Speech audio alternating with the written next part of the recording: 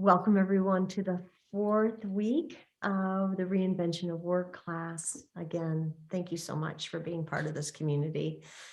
I just can't tell you how blessed I feel to get to be with all of you and learn from all of you. And thank you for saying yes. So as per usual, we'll start with a welcoming. There's with the we've been starting with a welcome, and we're going to move into a centering reading. And then today we're going to work on our mental game. And we've already been starting to talk about the stories that support us and others that might hold us back, and how, as we are working through the stages of change and evolving our work, is to shift those narratives, expand them so that they better serve us in our world. And so we'll make sure we get time together and in dialogue, and of course, planning and the week ahead. And if everything goes like it always does, then 2 hours will fly by. So I wanted to start with this poem that really calls to me when I think about the mental game and our stories. The breeze at dawn has secrets to tell you. Don't go back to sleep. You must ask for what you really want. Don't go back to sleep. People are going back and forth across the doorsill where the two worlds touch. The door is round and open. Don't go back to sleep.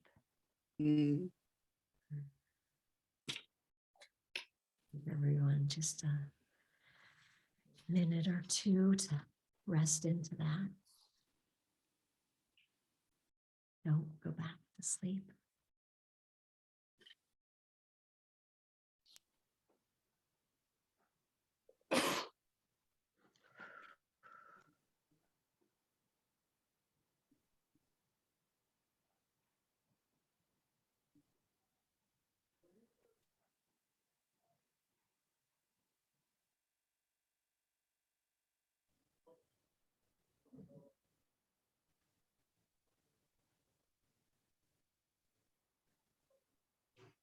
Ask for what you really want.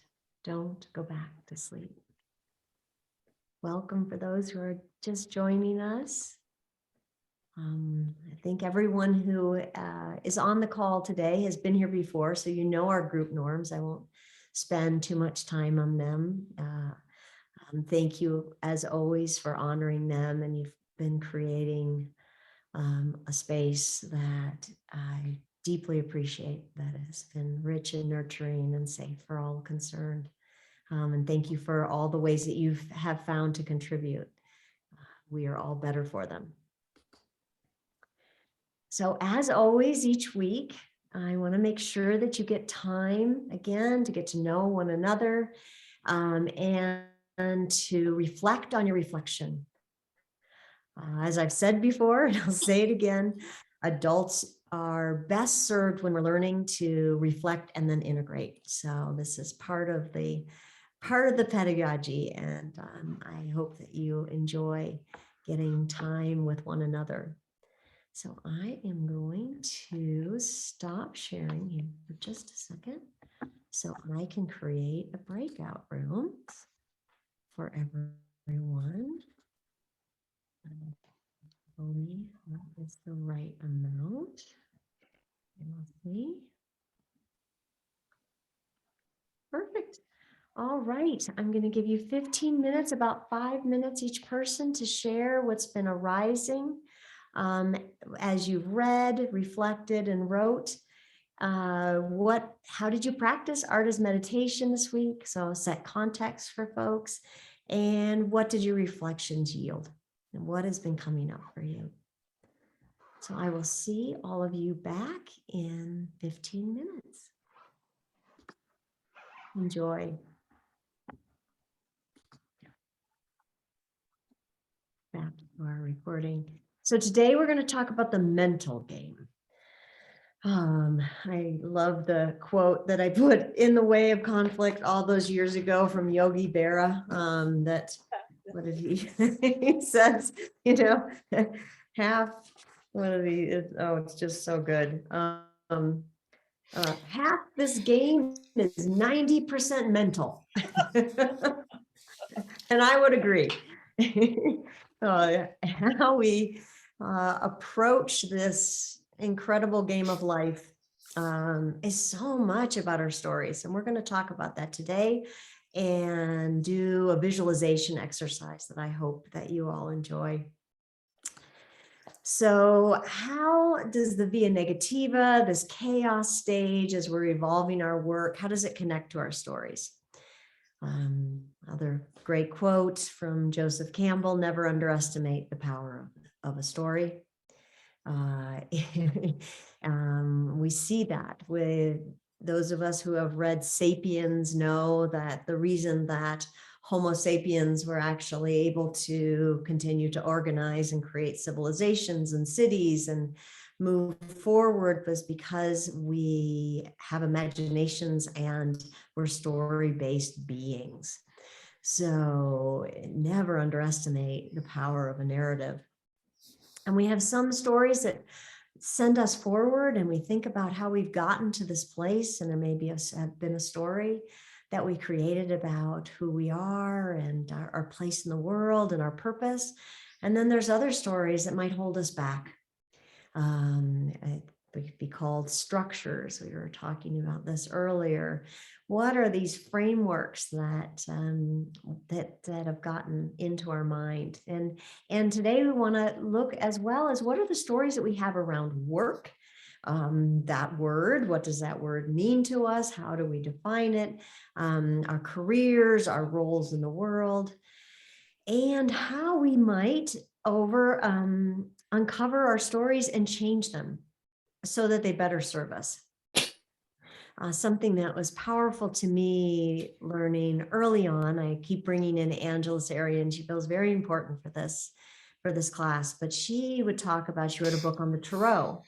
And I know some of you have used that book, and she would say, it's wonderful when you are dealing with stories because it's just software and it can be changed. So as you would pull up in the Tarot a card that was connected to swords or the mind, our beliefs can feel overwhelming and difficult, but at the same time, it's not hardware, it's just software. And we can rewrite the software. So there's something hopeful in that narrative that I wanted to pass along. Again, we're story-based beings. We teach best with story. If you want someone to remember what you want to do in the world of work, tell them a story. If you are trying from a leadership perspective, I pass along this tip. If you are trying to provide data or a project and you're really basing it in facts and statistics, if you want people to remember them, make sure that they're surrounded by story. This is our most effective way. I value the book Finite and Infinite Games by James Carse. And in it, he says that we think of the Jewish people creating the Torah. He said it's probably that the Torah created the Jewish people.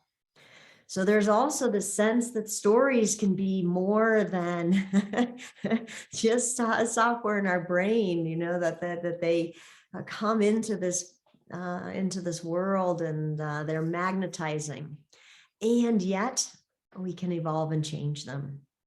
In Buddhism, we are counseled around the power of thought, that the mind foreruns all conditions, that they are mind-made. If one acts or speaks or acts with a wicked mind, because of that, pain follows one.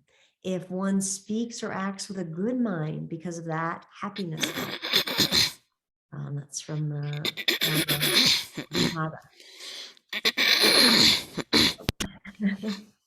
You okay, Lynn? And I know that some of you have worked with Byron Katie's work. And if you haven't, I recommend looking looking at it, because it's really all based in story. It's noticing what are the stories that we're using to determine, to figure out a situation, and looking at if they're really true, and actually turning them on their head and noticing that they're then truer. Oh, I love it. Roxanne brings her up. A mind is home with itself. There we go. Thank you. Roxanne, you just had that handy. That's phenomenal. There are no accidents. There are no accidents. There you are. So yeah, this power of story and how it works with our minds. So I want to show you a magic trick. I want you to pick a card, any card. I'm going to be magic. So pick a card, any card. You got your card? I'm watching people nod. Okay. I change your card because I'm so magic and so amazing. How did I do that? I changed your card. Yes. Pick a card, any card. Notice, pick a card, any card. Yes. And I am so magic, I can change your card. So this is the way our brains work. If it worked, you went, oh my gosh, Deidre's magic. How'd she do that? She's so incredible. But really what I did is I took advantage, and that's what magicians do. They take advantage of, we can't pay attention to everything all the time. So we only see what we're looking for. So I changed all the cards, but I kept the colors the same and the suit the same, so that it was not enough of a change that it might spark your attention. This is the trick. This is a trick in so many ways.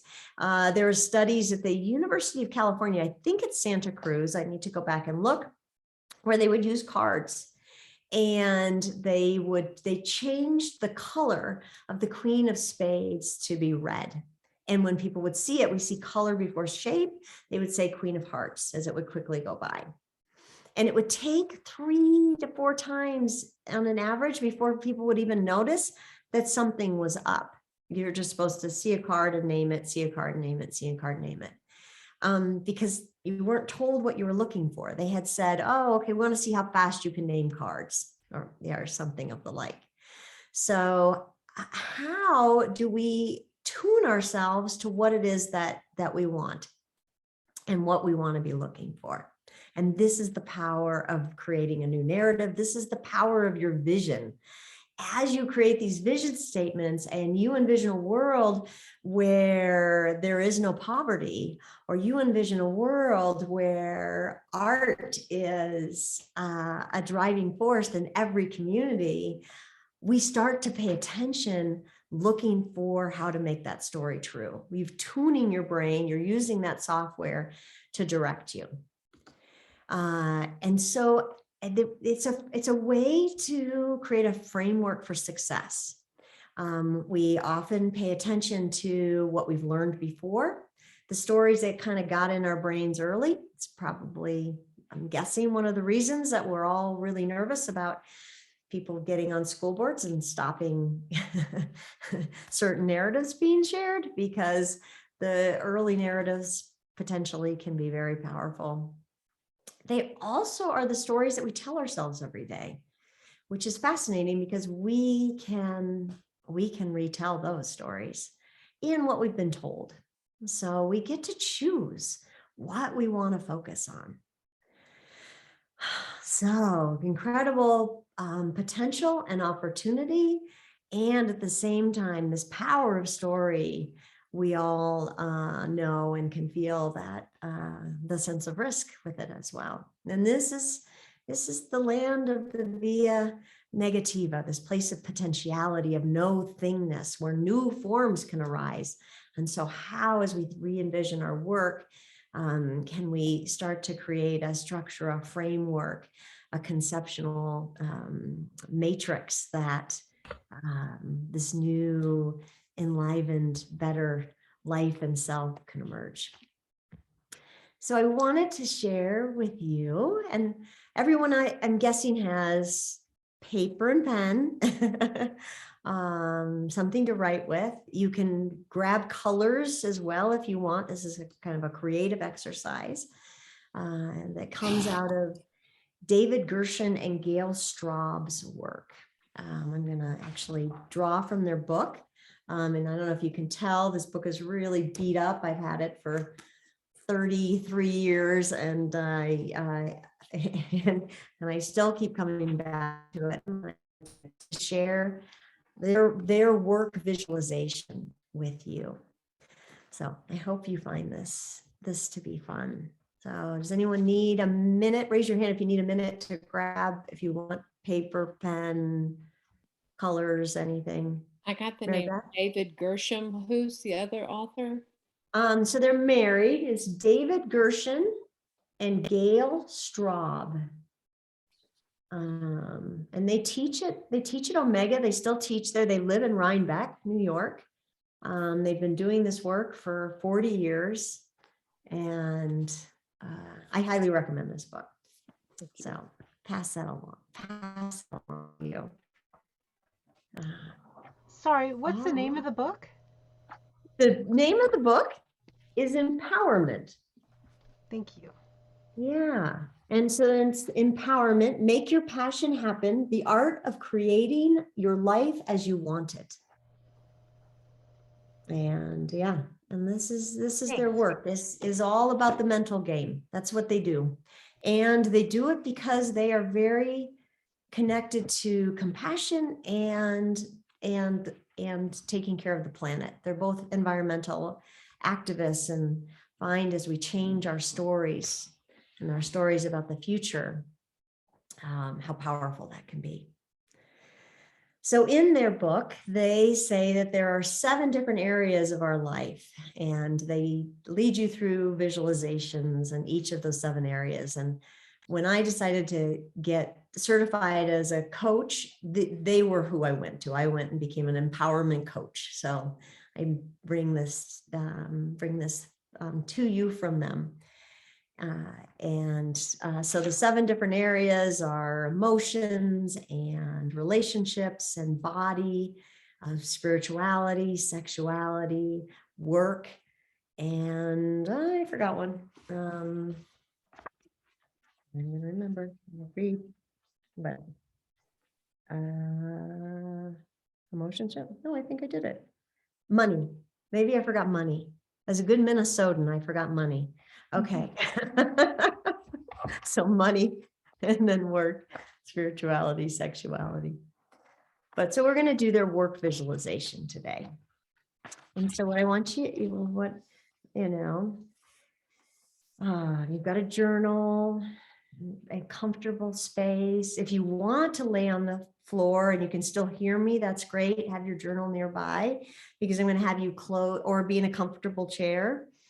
And I'm going to lead you through this visualization, and then with soft eyes, suggest that different parts to write so that you grab what happens as we connect into that story-based part of ourselves, that imaginal self. That sound good? Letting everybody settle in. Oh, yay. See Patricia getting in her comfy chair. That makes me happy. All right. Okay. So here we go. So take several deep breaths and allow yourself to connect with your visionary self.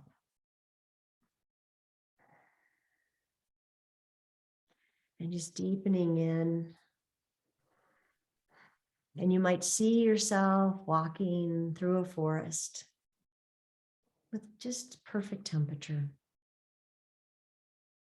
And you're moving ahead, and you might see trees around you, and you're transported through time as you walk through this magical forest that allows us to go to the best of all possible futures. And we visit this best of all possible future, this place where we are doing the work that we deeply love in the world, just as we moved forward into that world a few weeks ago. Now we're moving forward into it again, where you're doing the work that you deeply love. And you actually might be able to see yourself. You might, as you are there, you may be doing it, or you may be watching your future self doing that work.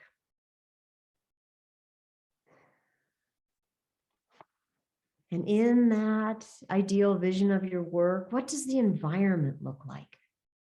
Are you indoors or outdoors? Are you in an office or your home or somewhere else? What do you see around you? What are the aesthetics or the feeling of your environment? Is there music or art or plants? Are there colors? If you might be indoors, what do you see when you look out the window?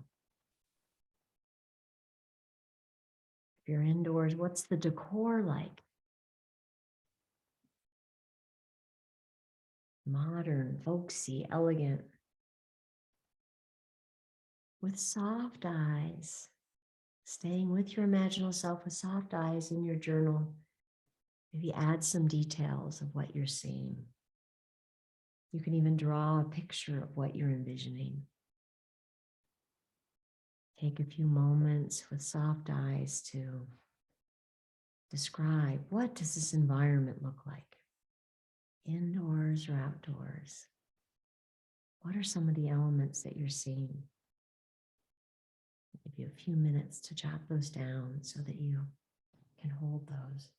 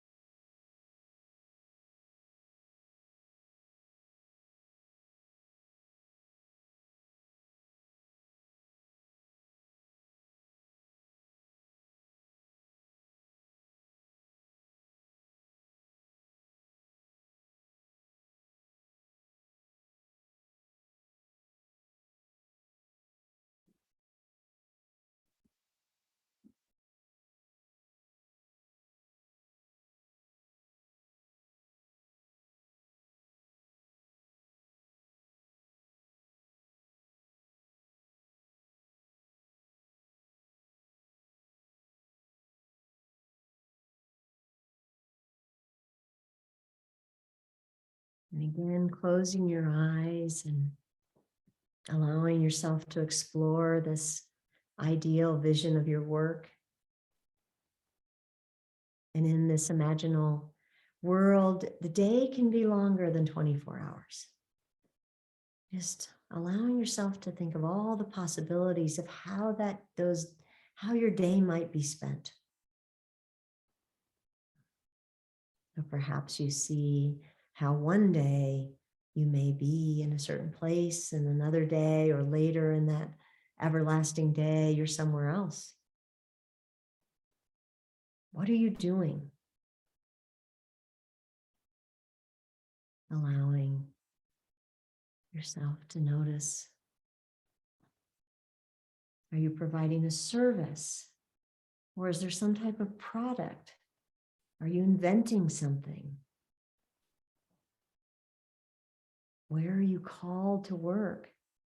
Education, healing, public service, media, science, communication, food, travel, crafts, leisure activities. How are you spending your day? Maybe multiple things over multiple days. Are you traveling? Are you in one place? Or are you in multiple places? What does your future self want you to know? What are you seeing?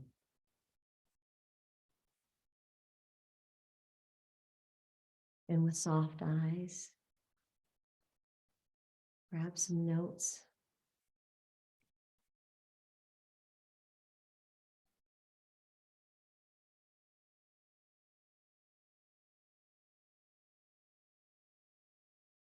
Noticing what's arising.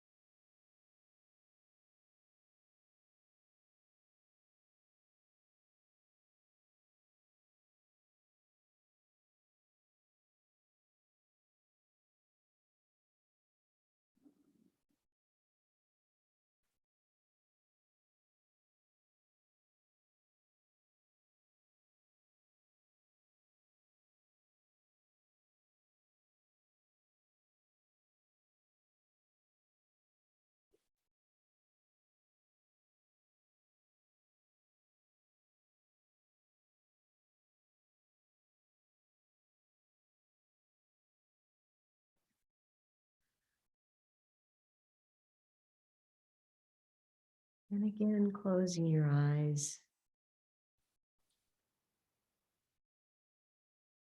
And noticing how your day might be structured. How much are you working? How are you moving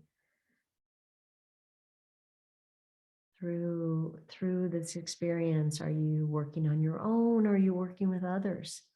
Are you managing others? Are you traveling? How many days, hours a day, or days a week, or weeks a year do you work? Is your workplace formal or informal? Do you own a business or do you work for someone else? That might be some of the characteristics of how it's structured. Resting in that, and whenever it feels comfortable with soft eyes, gathering what you might be noticing.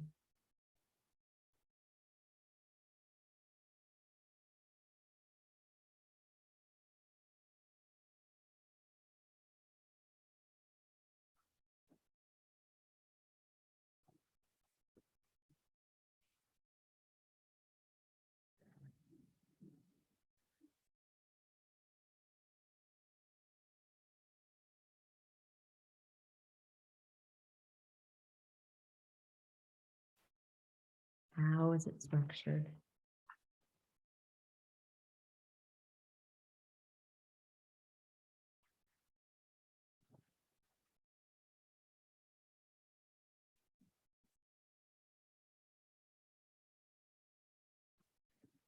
And closing your eyes, connecting into your values. What values are you bringing forward through this work? What talents and gifts are you expressing?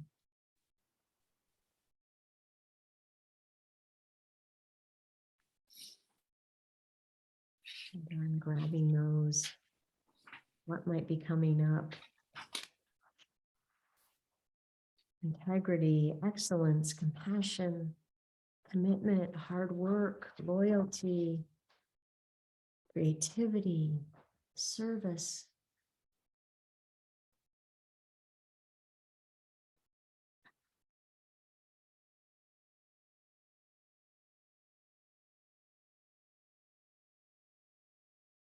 What talents and gifts might be coming forward?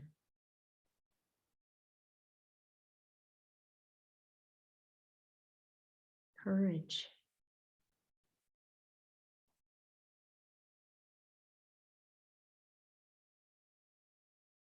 Maybe tapping into your skills of project management or visualization or creativity.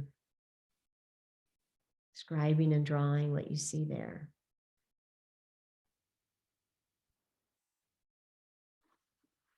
And as well, tapping into, as you look around, notice, and you may even ask your future self, what challenges are we learning and growing from as a result of this work?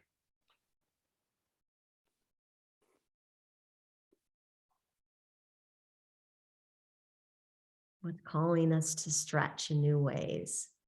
What's bringing us to our growing edge so that we get even better and our unique gifts and talents can appear?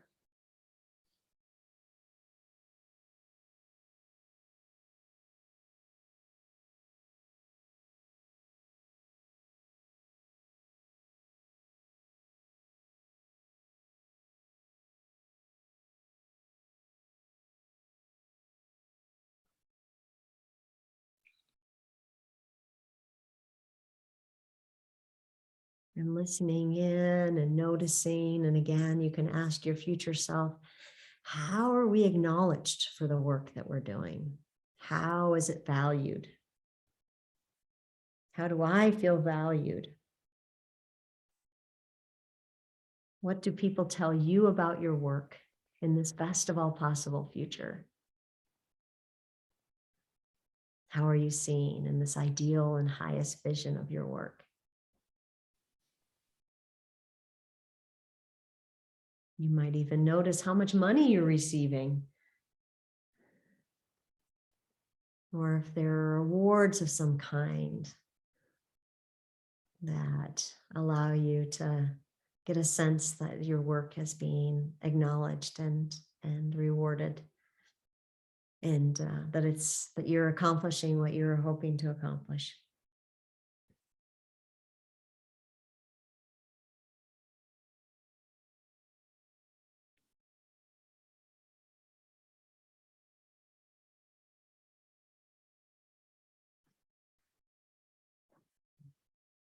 And finally, as you close your eyes and you look around, who are you working with? What kind of people are you working with? Notice how you are connecting with them and communicating with them. What's the quality of that?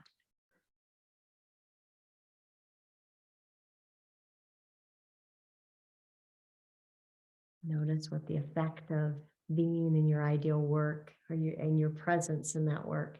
How is that in the ideal sense? What does that look like?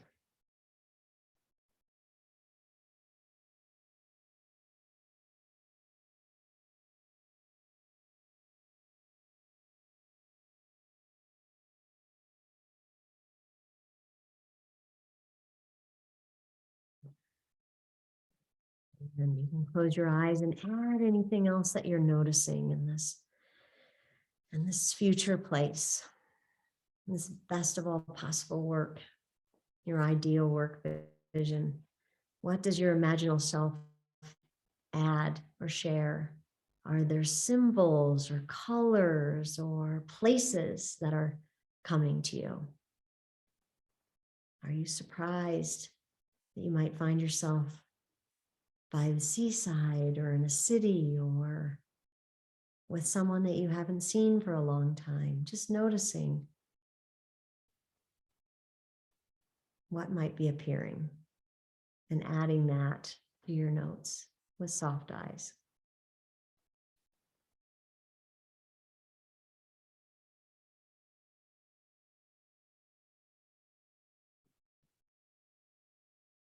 What makes this work sustainable and enriching, nurturing for you?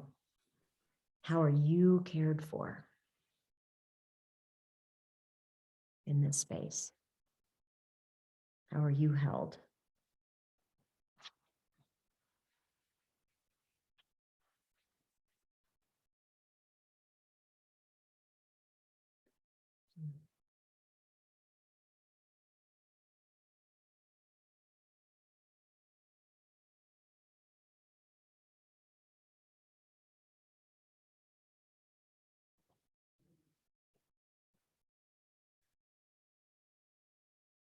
All right, and finishing that up, we're going to do is go into pairs, if that's okay, and sharing what you feel comfortable.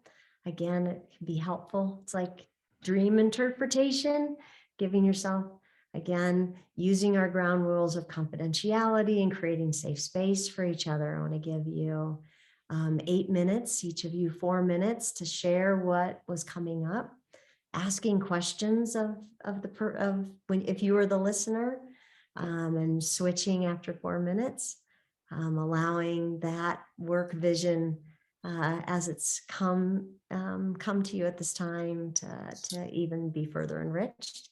We'll come back and do what the next step is of the visualization exercise. Sound good?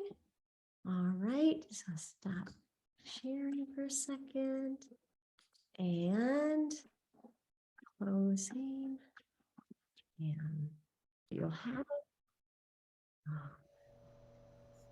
So we were, yeah. So what naturally arises is we say, we start to create an affirmation, and this is what you've been doing with your work vision, and where you're envisioning a world where, and in that vision, as you know, my hope is that you will add how you show up in this future world, what you're doing. And as we say that, and we start to notice we get excited, and then limiting beliefs just naturally arise. So it just kind of comes with our brains. It just is what arises when we consider what we really want, because there was already software in our brains before we came up with this great new vision. So, it might be, oh, I'll do that and it's just going to burn me out, or I'm not going to make any money at it, or nobody's going to like me and I'm going to be in danger. And that is a natural part of this process. And so what we want to do is honor that those are arising. It's part of ourselves going, okay, really? You really want to do this? Is how to look at what those limiting beliefs are. Are they true or are they not true? And how we can turn them around and add them to our vision. So you notice in the personal leadership plan that you see that at the end of the example that I put in there is that the person travels extensively and they own their own home and they're well cared for. So that was a turnaround around, okay, I do work that I love and I can't get paid for, that we don't get paid for it. One of the tricks to turn to turn the limiting beliefs around is to look for the counterexample, because then it tells you that it's just a story you can believe if you want or not. So I have had the incredible gift of being an executive coach for the last 20 plus years, as I've seen people who do work they really, really love and they get paid a lot of money for it, and they have a lot of freedom, and they are safe and protected and nurtured and sustained. And so I use them as my counterexamples when those limiting beliefs come up. And so noticing how can we take those and create a turnaround. So I'll give you a couple examples again from David and Gail. It's not a limiting belief. It's not possible for me to do the work I really like. And they said, and so their turnaround was very stark, was lack of vision and a commitment to do it is the only thing that can hold me back from doing the work I really enjoy. I create and manifest my work vision. And I love my work would be a limiting belief, but I'm always getting burned out. Turnaround. I focus the emphasis of the work I do on people's potential, creativity, and growth. Being around this positive energy continuously regenerates me, and I am sustained. So, noticing what's coming up and use that as well. So I encourage you as to dive into this practice is to create what that work vision might be and notice what limiting beliefs come up. And then notice how we might be able to turn those around. So I wanted to do a little more work and then allow us to debrief on it. So I would love for you right now, if you've got the energy, is to write what might be the would in the best of all possible future. What's coming forward for you? What would you say would be your affirmation for your work? What do you really want?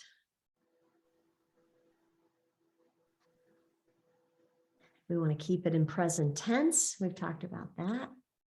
We want it to be magnetizing and exciting. These are the things we've already talked about a couple of weeks ago with creating a vision statement.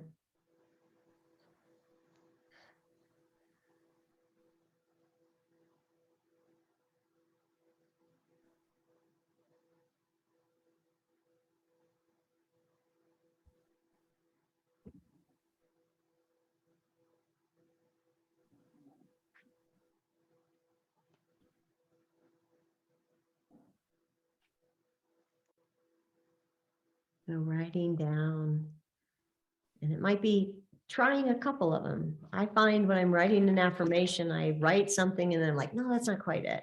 And then I crossing words out and trying something else as I think about what is it that I really want? What comes out of that work vision?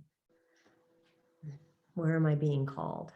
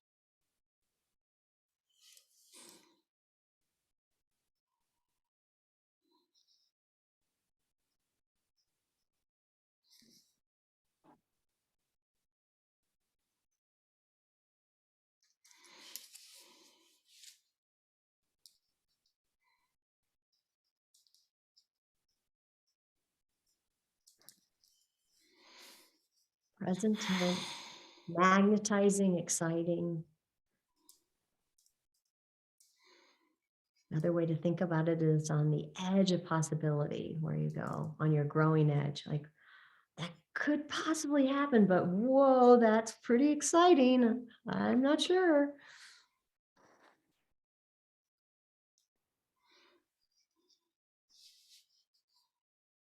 And again, allowing those limiting beliefs to show up and turn those around.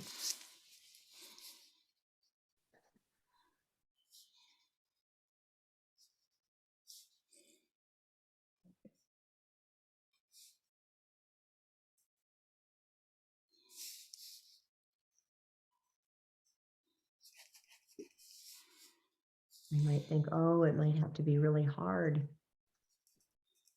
It doesn't have to be. It can be if you want. Easily and effortlessly, we transform the river with great joy.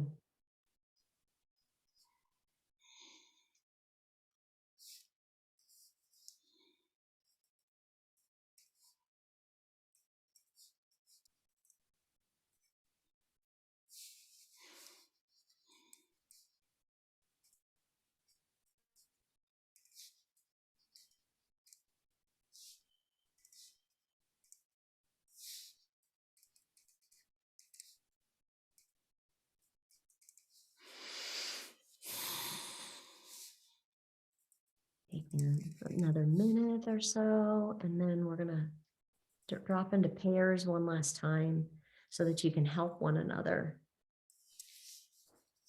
hone that work vision. Not to say that it might not need even, that it might not even have a couple more iterations, but it can be nice to have a listening partner and someone who can nudge you a bit. What could be even better, even bigger, even more magnetizing, even more sustainable, even more joy-filled?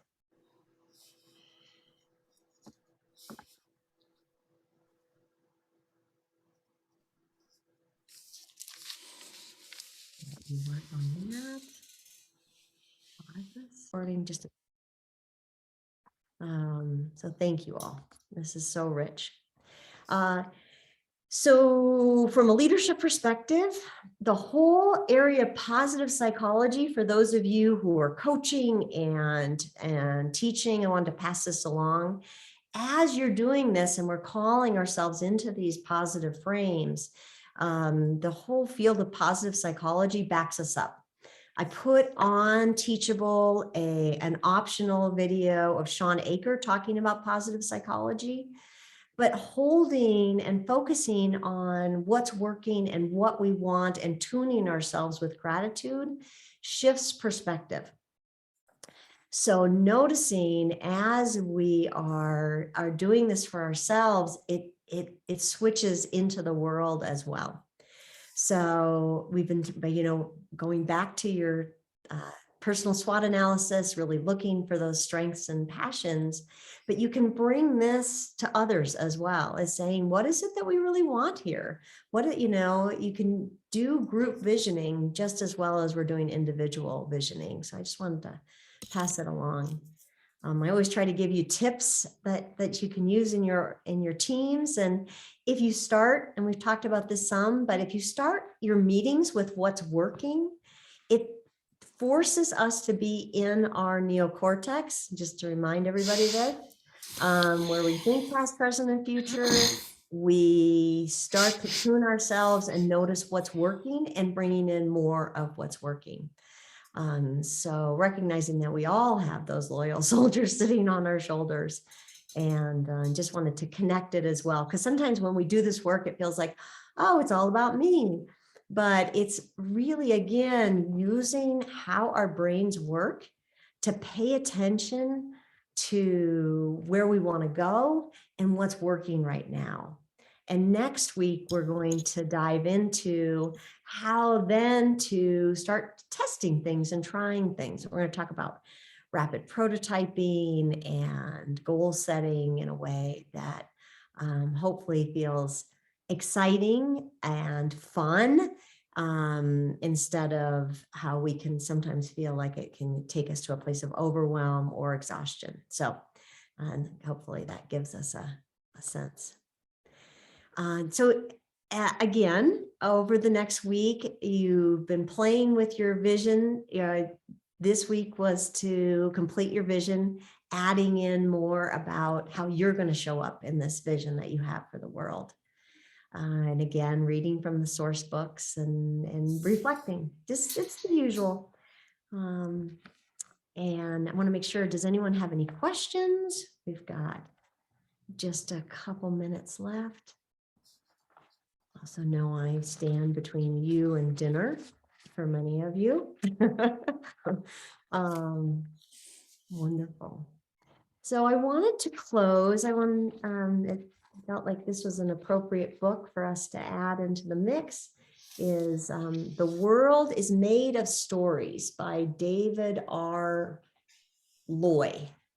The World is Made of Stories. And it's just a small book. You can see not very big, but it's a lovely meditation on story. So I was going to read you a couple of the things that he shares in this book. So what he does is he writes a bit and gives you a quote, and writes a bit and gives you a quote.